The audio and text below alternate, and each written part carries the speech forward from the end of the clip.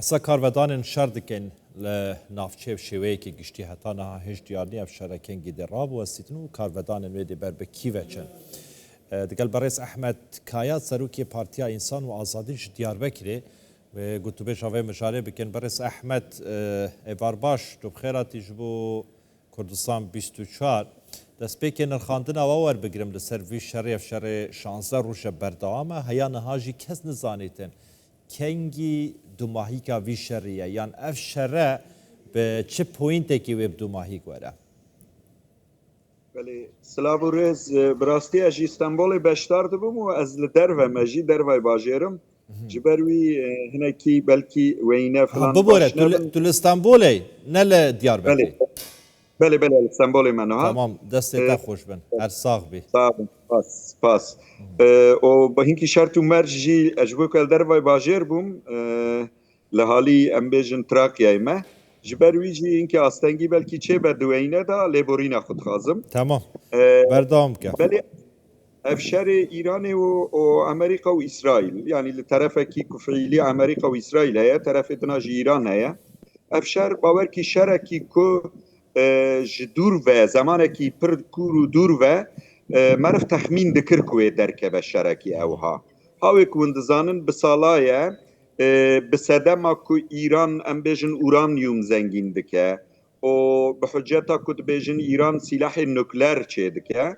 Di ser vî sedema hanê ra Amerîka û İsraîl ji bo Îranê ra gelek gefa dixwarin.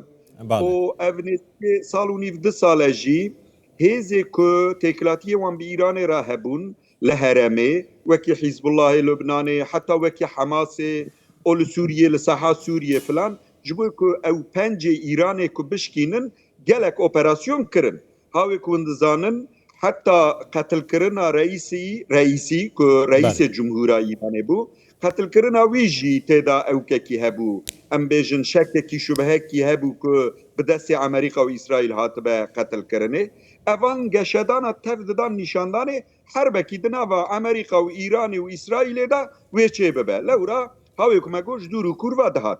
Sedema ya bingehî çi ye belkî em li ser wî nirxandin ku bikin sebebe wî bingehîn bi rastî jî hawê ku hûn dizanin rejima Îranê ji 1979 vir da ew înqilab û pevrîma Îranê çêbû li dijî Amerîka polîtîkaya Amerîka bû.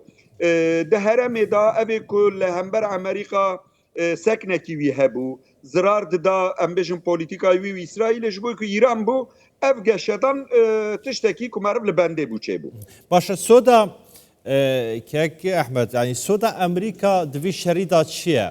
Yani Amerîka dixwazîtin desthilateka şerangêz yan weke ew dibêjit ya diktatûr di navçeyê da nehêle yan ji çavê Amerîka li aboriya Îranê dixwazî dest bi ser gerûya Hurmuz da bigirîtin ji bo vê şendê aboriya Çînê bikeve destê Amerîkayê de ji ber ku seta çila nefta stemeniya Îranê ji ya Çînê ji Îranê diçe. Belê bi rastî jî ji xwe ev sual min hêvî dikir ku hûn bipirsin. Amerîka sala kuçû stratejîk belgekî parastina xwe da diyar kirin. Di wî belgê da digot ku Amerîka êdî ji vir wêja polîtîkayê me rojhelata navîn ne li ser gewrandina rejîma ye. Em ji bo ku rejîm bigewirin tekoşînekî, mücadelekî û operasyona em ê nekin. Tek evekî me heye, daxwazekî me heye li heremê li rojhelata navîn, rejîmê ku hene bi me ra ji bo berjewendiyê me ra têkilatî deynin yan ne em ê li wî mêzekin. Eger ku têkilatî deynin ewan rejîma xwezî bira dîktatoriyel bin jî ji bo gewrandina wan ra em hewl nadin. Ev ya bi zelalî gotin. Îranê jî aslında temen daxwaza Amerîka gewrandina rejimekî li Îranê ne. Ev rejima Îranê haniya mewcud. Niha ji Amerîka ra tiştê ku Amerîka dixwaza hawê ku vego ji bo aboriya Çînê têk bibe ew temîna wî neftê wî enerjiyê ku dide Çînê qut bike olgor Amerîka xwe dîzayn bike bawer ki Amerîka ji rejimê ra tu gotinekî nabêje ew ê bi wan ra hewl bide û îş û parvekirinê bike. eviyat de nişan dahane dibine hewldana Amerika da tek temenni ki ve heye daxaze ki ve heye li rojhelata navîn xettê enerjiyê tev bike binê destê xwe rê nû çê bike ava bike o tabii ji salaya bi salaya ji avakirina İsraîlê vir da jî ewleviya İsraîlê jî temîn bike. Sedemê bingehiya en esil ev e.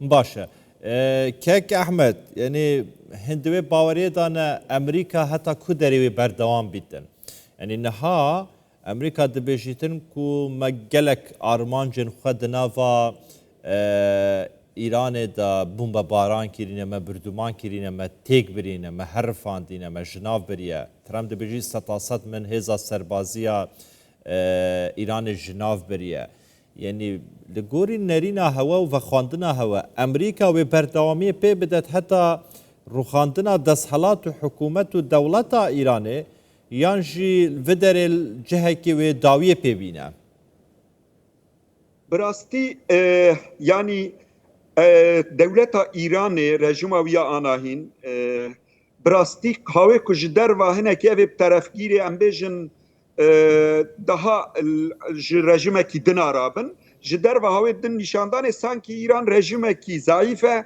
û ew ê zû têk here. Hêviya Amerîka jî ev bû ew ê dina jî ev bû. Lêbelê ku rejima İranê ji nêv ve nas bikin, sîstema İranê baş nas kiribin, dizanin ku İran zû bi zû têk naçe. Lewra bi salaya hazirîkî li gor xwe amadetekî kiribû. Ji derva da xwe diparêst, yani hêzê wî ku pêva girêdayî bûn wî ji derva da diparêstin. Ewana piştî ku hinek têk çûn şerket nava İranê. İran di nava xwe da xweparastina xwe wê çi qasa karibe bike li gor me, li gor nêrîna min. Ez dibêm wê şerekî dûr û dirêj eger ku Amerîka tê ewnek yani nik paş da navêje. Ve İran berxwedanekî dirêj karibe bidomîne. Lewra sîstemekî ku kok berdaye heye di Îranê da. Yani bi çend kesa qetilkirina rêveberiya wan filan İran dewletekî wisa nine ku wê zû têk here.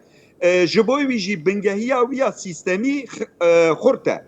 Ez viya bawerim yani di pêşerojê da belê Amerîka wê hinekî pencî bişkîne wî zayîf bike lê belê ji bo avariya Amerîkarî û Amerîka û İsraîlê ra jî buhan giranbuhan e ez bawerim wê pir nikaribin bidomînin daha wê wa'dekî biqedînin.